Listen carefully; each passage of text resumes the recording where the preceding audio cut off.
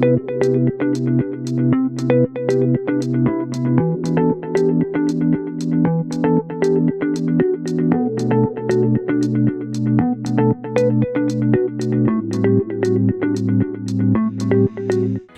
vous emmène à Calais, une ville des Hauts-de-France en bord de mer, et plus précisément au phare de Calais.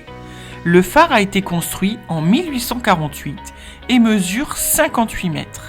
Son faisceau lumineux peut être vu à plus de 23 000 marins, soit 42 km, mais c'est pas vraiment ce qui nous intéresse quand on vient au phare. Nous, c'est plutôt le dicton du phare hanté. Certains récits locaux font état d'apparitions fantomatiques ou de lumières étranges qui ne viennent pas de la lanterne. Mais on peut aussi être inspiré par ces deux squelettes retrouvés lors des fondations du phare. Allons voir ce que nous en dit notre médium, Marie. Marie, c'est qui ? Marie, c'est l'amour de l'Écosse. Des robes en tartan. Je rigole, elle est bien stylée. La communication animale. Bon, je sais, Marie me l'a dit, tu veux bouffer le canari, mais ça sera pas possible aujourd'hui. Des affogatos bien corsés surtout. Des formations pour s'élever. Marie, c'est aussi une journaliste de métier. C'est surtout, Marie, un condensé d'amour, une pile électrique et un cerveau bien rempli. Marie, c'est aussi un être humain. Mais bon, ça on sait pas trop. Bienvenue au phare de Calais. Ça y est, on est arrivé. 262 marches. 271. 71 271 marches. Après, nous voilà tout en haut avec Marie. Marie médium, conférencière, mais là ce soir médium pour nous, pour savoir si elle ressent des choses, si elle a des contacts en fait avec... Complètement. Avec un des gardiens en fait qui s'est manifesté très tôt, parce qu'il s'est manifesté dans la voiture. Mais un des gardiens qui est de l'au-delà. De l'au-delà, qui est vraiment passé de l'autre côté. En tout cas, qui est passé de l'autre côté, mais qui a beaucoup de manifestations et de présence. Alors, on a eu un peu de mal à arriver, Marie, on a mis 4 heures au lieu d'1 heure et demie. 1 heure et demie, c'est quand même pas courant. Pour des Lilloises, on connaît la route de Calais quand même. On connaît la route de Calais, mais là, sincèrement, on s'est retrouvé à Bapaume, pour ceux qui connaissent. Autant dire à l'opposé, on n'a pas tout très bien compris. Non, c'est pas grave. Avec des péripéties électriques, mais on y est. Hein, donc, ça devait être fermé, on est arrivé... en retard, mais en courant, et là, il y avait gentiment le président de l'association du phare qui nous a ouvert et on l'en remercie encore pour pouvoir monter et profiter du phare une dernière fois en cette journée. Alors Marie, dis-nous, est-ce que tu peux nous donner quelques infos sur ce que tu ressens aujourd'hui ? Ouais, alors déjà, comme je disais, ça s'est déjà manifesté dans la voiture. Ouais. Et voilà, ça faisait tout pour nous ralentir, clairement. Et donc, bon, au fur et à mesure, j'ai essayé de demander des informations, etc. Et c'était vraiment que oui, mais attention, ça voudrait dire qu'il va y avoir plus de monde si vous faites une vidéo, il va y avoir des vues et je ne vais pas être tranquille. Et moi, je voudrais rester au calme dans la paix, dans la paix de ce phare. Ouais. Et donc du coup j'ai un peu pas négocié, mais j'ai dit écoute, on te laisse jusqu'à ce qu'on arrive pour nous donner l'autorisation ou pas. Et franchement, ce qui est incroyable, c'est que quand on est arrivé, la porte était fermée. Ouais, on s'est dit, ah mince, c'est loupé. Ça fermait à 18h, on est arrivé à 18h09 quand même, c'était fou. Courant. Et en courant. Et d'un seul coup, en fait, il y avait un groupe de personnes qui étaient là, qui est monté au phare, qui a toqué à la porte. Et la porte s'est ouverte. Et là, on a couru comme des dératés. Imaginez-nous en train de courir, bref. À peu près à 20 à l'heure. Et voilà, et gentiment, on a expliqué pourquoi on était là et combien de temps on avait mis. Et gentiment, justement, monsieur le président de l'association nous a ouvert et nous a permis de monter avec ce groupe. Et merci encore. Et du coup, là, tu peux nous dire les ressentis que tu as? Ouais, alors déjà, clairement, en fait, quand je suis arrivée, j'étais en bas. Moi, j'avais une envie de vomir, complètement fracassée au niveau de l'estomac et au niveau de la cage thoracique. Et plus je montais, et plus c'était, tu as vu un petit peu ma douleur, tu as vu ma douleur, tu as vu ma douleur. C'était le mot qui revenait sans arrêt. Et qu'est-ce que tu as eu dans la voiture comme info? Justement que c'était quelqu'un qui n'était pas du phare proprement dit, qui ne travaillait pas dans le phare, mais qui serait venu par vraiment, par choix d'endroit de dernier moment, heure, quoi. de venir sauter d'ici, de se défenestrer. Le mot, c'était le mot défenestrer, et qui se serait suicidé. Mais moi, je pense, quand j'essaie un petit peu de savoir en chronologie, avant 70. Donc il faut que je trouve quelqu'un qui pourrait m'expliquer ça avant 70. On va retourner voir le président après. Et qui expliquait que voilà, là, quand il est monté, la seule chose qu'il m'a dit à propos justement de cette vue, notamment la vue sur la baie où il y a le port et les ferries qui partent, que c'est, regarde, il n'y a pas de plus belle vue pour partir. Et il avait l'air soulagé aussi de partir, ça c'est sûr. Mais clairement, j'ai l'impression qu'il marque encore très fort d'une empreinte. Et même les 2 derniers escaliers ne sont pas des escaliers en pierre, c'est des escaliers en métal. Et clairement, il était présent, il faisait bouger mes baguettes. Mes baguettes étaient dans ma poche, mes baguettes bougeaient toutes seules, chose qu'elles ne font jamais d'habitude. Et donc là, moi, je lui demande depuis tout à l'heure, est-ce que tu es présent avec nous? Moi, ça dit oui, de toute façon, oui. Et est-ce que tu es finalement heureux de nous avoir fait partager ça? Clairement, il y a un vrai soulagement d'être là et de montrer un petit peu où il a été. Et voilà, il ne veut pas expliquer son geste, il n'y a pas une notion d'explication de geste ou quoi ou qu'est-ce. C'est un vrai désespoir qui était au-delà de, je pense, de tout. La seule chose qu'il m'a dit aussi, avant qu'on arrive, quand on était vraiment de l'autre côté de la route, c'était je pense à ma femme, je pense à ma femme. Donc je pense que ce monsieur était marié, car oui, c'était un homme. Pour moi, il y avait à peu près entre 55 et 65 ans à peu près. C'était pas un jeune homme en fait. Donc voilà, on va peut-être trouver quelqu'un qui va nous valider un petit peu ce que je ressens. Oui, tout à fait. Donc voilà. toi, tu sens qu'il a sauté, hein, qu'il a... Oui, le mot était défenestré. Ouais, défenestré, d'accord. Et tu voyais une petite fenêtre étroite? C'est ça, je vois une petite fenêtre étroite, vraiment blanche, voilà, et on verra bien. Enfin là, on a tellement couru pour monter, pour assister au coucher du soleil qu'on n'a pas encore vérifié s'il y avait ce genre de choses. Ouais. Et on a une super lune ce soir avec une petite étoile au-dessus. On dirait que la lune est accrochée à l'étoile. Et c'est extraordinaire avec le ray de lumière du phare aussi. Voilà. C'est un beau magique. cadeau. C'est un beau cadeau. Donc, voilà, est-ce que tu peux nous dire, Marie, si là, il est avec nous? Est-ce que tu peux regarder Clairement, bien sûr, je vais lui demander où il se trouve en fait. Voilà. Clairement, il est là. Il se retrouve juste ici. De toute façon, je le sentais déjà.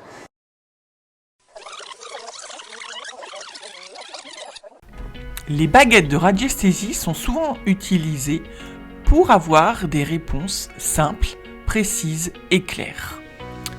Comment ça marche? Elles permettent de capter des énergies invisibles pour répondre à ces questions. Vous tenez les baguettes légèrement, une dans chaque main, en équilibre, pour qu'elles puissent bouger librement. Avant de poser votre question, vous prenez un moment pour vous concentrer, puis vous demandez à vos baguettes de vous montrer quel sera votre oui. Les baguettes peuvent soit se croiser ou soit s'ouvrir. Pour Marie, lorsqu'elle demande un oui, les baguettes s'ouvrent. Si elle obtient des baguettes qui se croisent, ce sera négatif. Vous pouvez demander n'importe quoi à vos baguettes du moment que vous les laissez pratiquer intuitivement, car c'est un outil intuitif basé sur la sensibilité de chacun. Avec un peu de pratique, vous pouvez affiner vos résultats et obtenir des réponses plus précises à vos questions. Il est vraiment à l'enclambière de la porte et il regarde, c'est marrant parce qu'il va à l'enclambière, mais pas trop près. Ouais. Il reste là un petit peu pour nous expliquer un petit peu les choses. Il ne sort pas, en tout cas il reste au niveau de l'encablure. Est-ce que tu as autre chose à dire? Oui. Donc, je vais lui demander quoi, hein? Vous voyez, même s'il y a du vent, mes baguettes ne bougent pas pour ne rien dire en fait. Donc je vais lui demander dans l'espace un petit peu justement qu'est-ce qu'il pourrait nous raconter, qu'est-ce qu'il pourrait nous mettre sur la voie. Je ne sais pas du tout ce qu'il pourrait nous dire. Bon, forcément il nous fait... Non, il nous fait... Alors c'est ici, balancé où je suis moi. Comme par hasard, c'est l'endroit où on a choisi. Ouais. Donc est-ce que c'est par rapport à moi? Non, par rapport à Sandrine non plus. Par rapport à toi? Oui, par rapport à toi. Par rapport à toi, est-ce que ça serait par ici que tu as sauté? Non, c'est pour nous raconter une histoire qui s'est passée ici, oui. Est-ce qu'il y aurait eu discussion, dispute? Non, quelque chose de plutôt positif, oui. Ici, il s'est passé quelque chose de positif. C'est sa rencontre. Ouais, je pense que est-ce que c'est par rapport à sa femme? Non, par rapport à un ami, par rapport à la mère, par rapport à ce qu'il voulait faire plus tard, par rapport à sa famille. Par rapport à sa famille, par rapport à son père. Par rapport à son père. Est-ce que son père l'avait déjà ramené ici quand il était petit? Ok. Et c'est un peu aussi, qu'est-ce qui a valu un petit peu? Parce que j'entends qu'il a fait... Tu sais, il a... Je vais essayer de trouver les mots, hein. Des fois c'est un peu compliqué.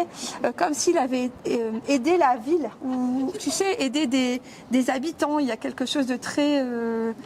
de très, pas humanitaire, mais un peu pas politique non plus. C'est quelqu'un qui serait, ouais, je pense, de la municipalité. Voilà, municipalité, c'est le mot Mais pas qui vient. forcément par rapport au... Pas forcément par rapport au phare. D'accord. Non, pas par rapport au phare. Mais plutôt par rapport à la ville de Calais, alors. Alors, par rapport à la région, à l'endroit, pas la ville. Est-ce que c'est uniquement la ville de Calais? Non.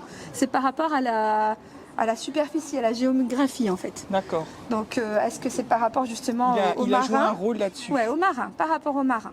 D'accord, ok. Est-ce que ton père était marin? Ouais, il y a un truc, tu vois. Ouais. Son père était marin, donc forcément, le phare, ça représente la sécurité et ce qui ramène à bon port aussi. Ok, est-ce que tu as envie de dire quelque chose par rapport aux marins? Non, par rapport à ton père non plus. Par rapport à nous ici. Ok, par rapport à nous ici, parce qu'on est des phares, ouais. Lumière! On est des phares par rapport à quoi? Par rapport à sa vie ailleurs. Ok. Ah, d'accord. Il dit je vis ailleurs, je ne suis pas mort, je vis ailleurs. D'accord. Je vis ailleurs. Et donc finalement, je pense que...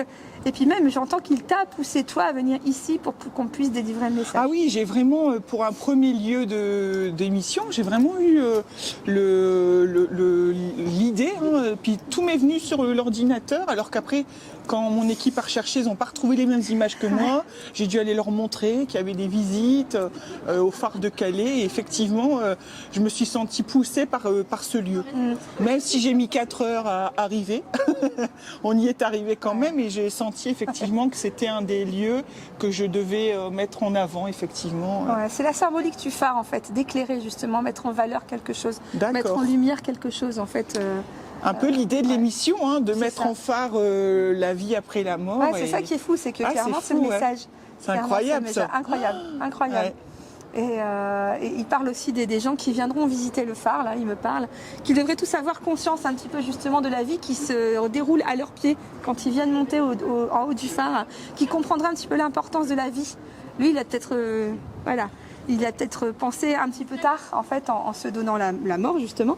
Mais voilà, on se rend compte à quel point c'est vivant sous nos pieds et ça grouille de vie quand on est au-dessus comme ça. Parce que là, il dit, vous voyez combien? Il y a à peu près, il y a plusieurs milliers d'habitants, rien que sur la surface que vous voyez un petit peu avec les petites lumières qu'on voit ce soir. Et il dit, regardez à quel point la vie est importante et que ça grouille de vie. Vous pouvez regarder un peu. Et que justement, il y a cette possibilité pour vous de vivre et que votre vie peut être éclairée aussi autrement en expliquant justement peut-être que la mort n'est rien et que lui, il vit ailleurs. C'est le mot qu'il utilise, donc je le répète, il vit ailleurs. D'accord. Jacques, merci de nous recevoir dans le phare de Calais et de nous avoir ouvert malgré l'heure impromptue à laquelle on est arrivé. Alors dites-nous, on vient parce qu'en fait on a entendu dire que peut-être le phare était habité, mais pas forcément par des gens. Est-ce que vous auriez, ça fait déjà combien de temps que vous êtes ici? Est-ce que c'est quelque chose qui vous parle?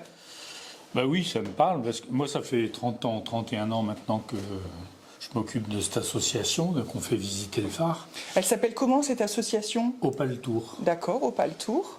Et effectivement, alors moi je parle pas de habiter ou hanter, oui, parce que bon. Utilisez vos mots, il n'y a pas de souci. Mais c'est vrai qu'il y a eu plusieurs remarques et moi-même je l'ai vécu. J'ai entendu des bruits de pas un jour où j'étais en train de démonter un vidéoprojecteur après que le phare soit fermé. Oui. Et donc j'avais la tête au plafond et j'ai entendu des pas caractéristiques des pas, quoi. Pas un bruit, pas un pas, mais vraiment quelqu'un qui marchait. Quelqu'un qui marchait. Je me suis pas inquiété, il n'était pas très tard. Je me suis dit qu'il y avait peut-être un des guides qui était resté à attendre quelqu'un ou j'en sais rien.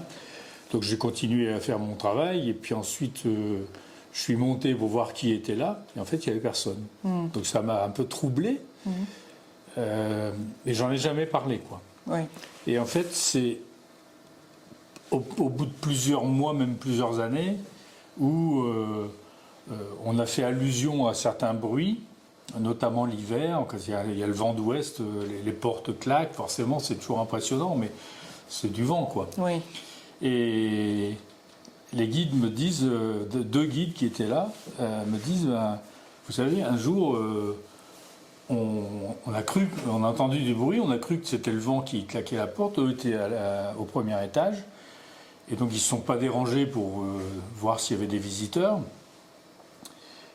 Et en fait, ils ont entendu des bruits dans l'escalier, des bruits de pas. Donc tout de suite, ils se sont précipités en disant merde, il y a quelqu'un qui est rentré. Et en fait, il n'y avait personne. D'accord. Donc c'est là que je leur ai dit, vous savez, moi ça m'est arrivé aussi. Et je leur ai raconté mon histoire. Du coup, vous avez partagé aussi. Et du coup, les gens ont fini par parler, quoi. Moi, j'en ai jamais parlé à personne. Je trouvais ça troublant, mais je me disais, il y a peut-être une explication logique. Et c'est parti de là, quoi. Et après, les témoignages se sont accumulés au fil du temps, parce que nous, on a pas mal de salariés. On a 20 salariés, enfin, la structure a beaucoup grossi. Les salariés ne travaillent pas tous ici, mais ils passent tous à un moment donné au phare, quoi. On fait tourner les personnes, puisqu'on a une association d'insertion. Et donc, il y a en moyenne 20-25 personnes par an. Il y en a qui partent, il y en a qui reviennent. Donc, depuis 30 ans, il y a, je ne sais pas, peut-être 300 personnes qui sont venues travailler quelques mois ou quelques années ici. Et donc, forcément, les témoignages s'en sont multipliés, mais c'est toujours quelque chose de... impalpable, c'est invisible. Il n'y a qu'une fois où ils ont photographié des traces de mains d'enfants sur les marches. Et c'est pas les guides qui l'avaient vu, c'était des visiteurs qui ont dit regardez, on croirait des mains d'enfants. Donc ils les ont photographiées, c'était assez troublant parce que c'était des mains humides sur les marches en marbre. Donc c'était de l'eau en fait. Traces d'humidité, quoi. D'accord, en forme de main. Donc ils ont photographié la photo, je ne sais pas où, mais enfin on l'a dans nos archives. Et bon, pareil, ça a fait qu'ajouter à la légende, on va dire, mais on n'a pas de preuve absolue, comme souvent dans ces phénomènes-là. Oui, bien sûr. Et quand on m'en parle, moi je raconte ce qui s'est passé, mais j'affirme pas du tout ni que le phare soit hanté. En tout cas, s'il est hanté, il est hanté par un fantôme gentil, parce que moi je travaille souvent ici le soir pour faire les comptes et puis faire la comptabilité notamment, et puis bon, l'organisation générale. Et franchement, j'ai jamais eu peur déjà, et puis... Alors, à savoir que justement, quand on a alors on va dire un lieu habité, c'est pas toujours comme dans les films d'horreur. C'est vrai qu'on a l'habitude dans les films d'horreur d'entendre à chaque fois, voilà, tout de suite c'est un méchant. Fantôme, c'est un gentil fantôme. Mais là, voilà, c'est vraiment de montrer que dans les lieux qui sont habités, on a toujours, bien souvent, des âmes bienveillantes qui ont juste une histoire en fait, ou qui sont en quête de quelque chose et qui du coup ne passent pas. Ça, c'est votre interprétation. Moi, je exactement, ça m'appartient. Et justement, je vais peut-être demander à Marie de nous rejoindre. Marie qui est médium. Alors, je ne sais pas si vous savez ce que c'est qu'une médium. Vaguement. Comme tout le monde. Une médium, c'est... Alors Marie, dis-nous exactement médium, comme ça. Alors médium, en fait, c'est un trait d'union entre ce que vous voyez, vous, dans la matérialité, ce qu'on est, nous, sur le plan terrestre, et ce qu'on dit le subtil. En fait, moi, je suis vraiment... je suis comme un poste de radio, où je capte une information, je capte juste la fréquence, et je la redonne, en fait, finalement, au commun des mortels. Et c'est un peu ça mon rôle. Voilà. Médium, ça veut bien dire, c'est bien comme son nom l'indique, je suis au milieu entre la matérialité et le monde de l'invisible. Alors, on avait une question pour vous, Jacques, justement, parce que Marie, alors après, ça nous appartient, donc c'est juste une question par rapport à ce qu'elle a... les croyances de chacun. Voilà. Mais elle a senti, en fait, si vous voulez... Moi, j'ai une formation technique, je suis... mais donc, moi, j'étais journaliste. Pour moi, 1 plus 1 égale 2, quoi. Pas de souci. Alors, en fait, si vous voulez, elle a ressenti, elle, pour sa part, la présence d'un homme, et donc un homme qui aurait, alors pas travaillé ici, mais qui avait un rapport avec, tu disais, mais c'est un mot là-haut, avec la municipalité, pas la municipalité, la région, quelque chose, l'administration, en aide avec les marins. Ouais, et puis son père était marin pour moi. Son père était marin, donc ça lui importait aussi. Le phare, et donc ça a été un lieu, et en fait pour moi il s'est donné la mort ici. Est-ce que c'est vrai un maire d'Ardres, une petite commune des alentours, qui s'est suicidé. Oh putain, attends, mon cœur. Se jetant d'une fenêtre. C'est vrai. Mais je ne connais pas ni son nom, parce ni... gros mot. Ça fait partie de l'histoire, mais en général on le raconte pas trop parce que c'est un peu morbide, quoi. Parce qu'elle a senti En fait, qu'il s'était défenestré. Il m'a dit, je me suis défenestrée en fait. Ouais. Et c'est pour ça que je suis allée dans cette pièce-là, parce qu'en fait, la fenêtre ressemblait, en fait. Donc c'est pour ça que je suis allée. J'ai filmé un truc, mais on verra ce que c'est. Mais voilà, et puis il est très bienveillant. Il y a absolument pas besoin, enfin, il faut pas en avoir peur. Il est bienveillant, il est là, il est présent. Et pourquoi il nous a ralenti aussi, c'est il veut rester en paix ici. C'est-à-dire vraiment que ce soit calme, en paix. Parce qu'en fait, si vous voulez, il veut pas que si l'émission soit vue et que les gens auraient envie de venir, il veut pas être dérangé en fait. Ouais. Donc c'est pour ça qu'il nous a fait faire 4 heures de route pour 1h30 de Lille à Calais.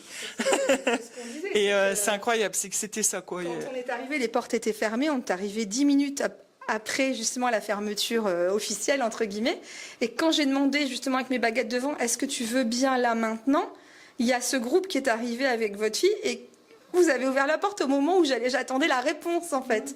Donc je l'ai pris pour un oui, c'est pour ça que je ne sais pas si vous nous avez vu courir. Donc c'était un peu voilà la belle. À 2 à l'heure. À 2 à l'heure. Merci, il fallait peut-être pas le rappeler. Et donc merci à lui. Moi je suis beaucoup de gratitude à ce qu'on puisse vous rencontrer déjà vous, parce que c'est grâce à lui que. Merci beaucoup. Et puis du coup là, le maire d'Ardres, vous dites. Oui. Okay. Un maire d'Ardres. Alors. Moi, j'ai lu ça, j'ai lu énormément de choses, évidemment, pour monter... Avant 1970. Ah oui, oui. Ouais, tu vois, moi, j'avais avant 70, c'est quelqu'un entre 55 et 65 ans. Mais on le trouve dans les... Peut-être à la Voix du Nord, il pourrait vous répondre. J'ai pas son nom, hein, j'ai pas son nom. Je sais que c'est un des maires d'Ardres.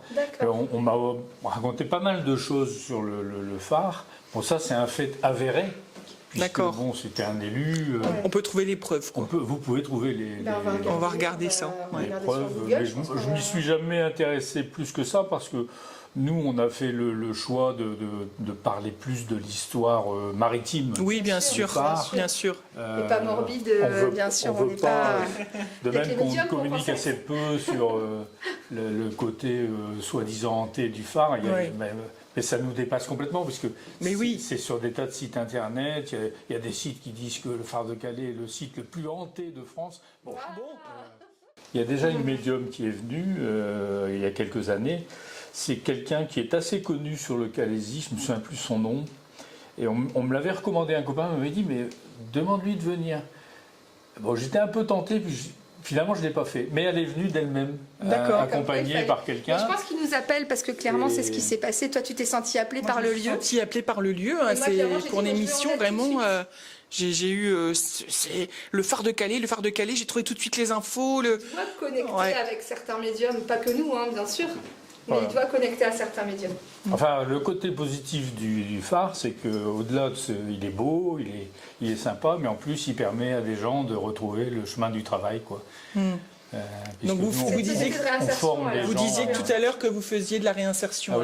Oui. C'est notre boulot, quoi. C'est notre raison d'être. Bravo. C'est génial.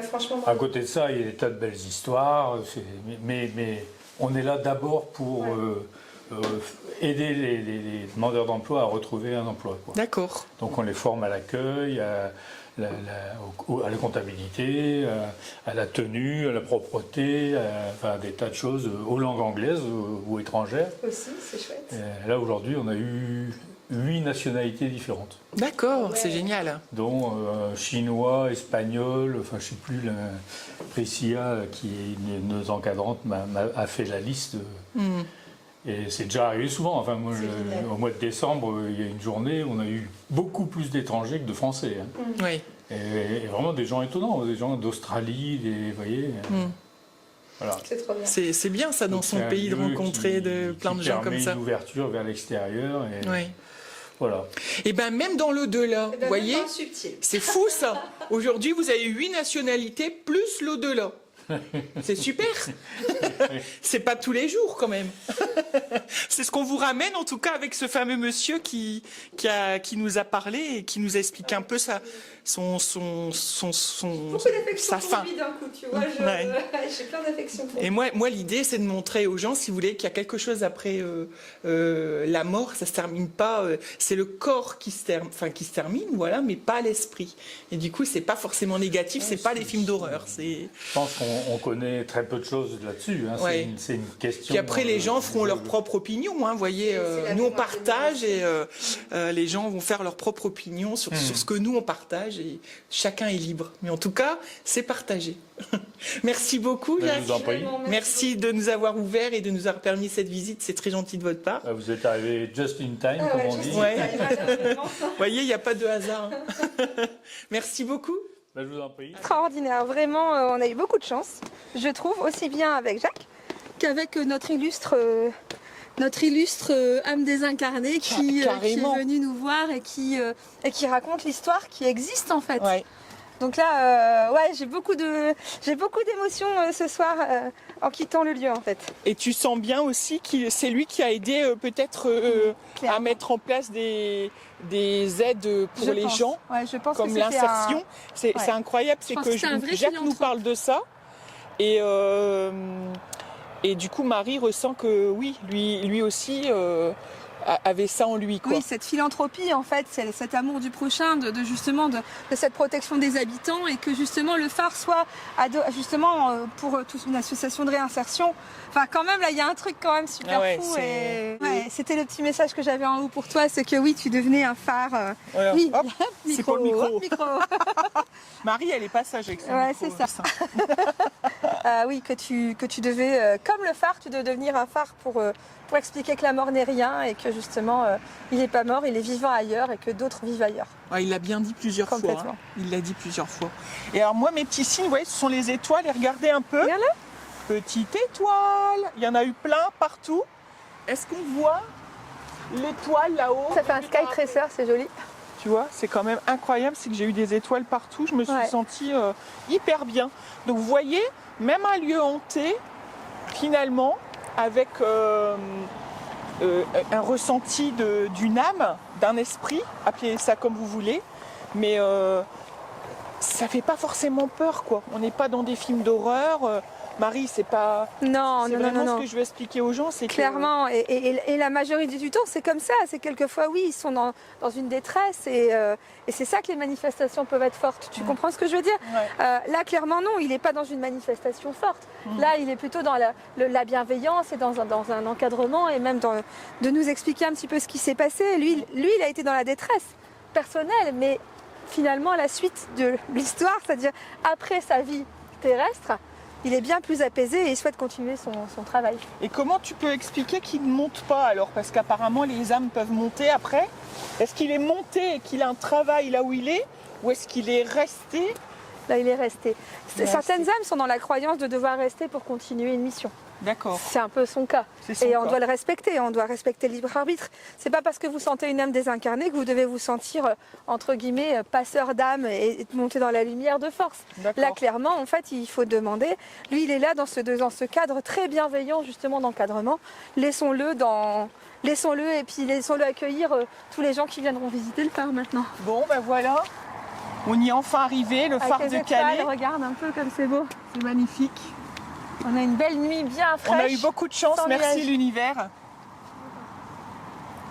Et merci à toi Sandrine. Merci Marie, merci beaucoup pour nous avoir accompagnés et puis expliquer tout ça.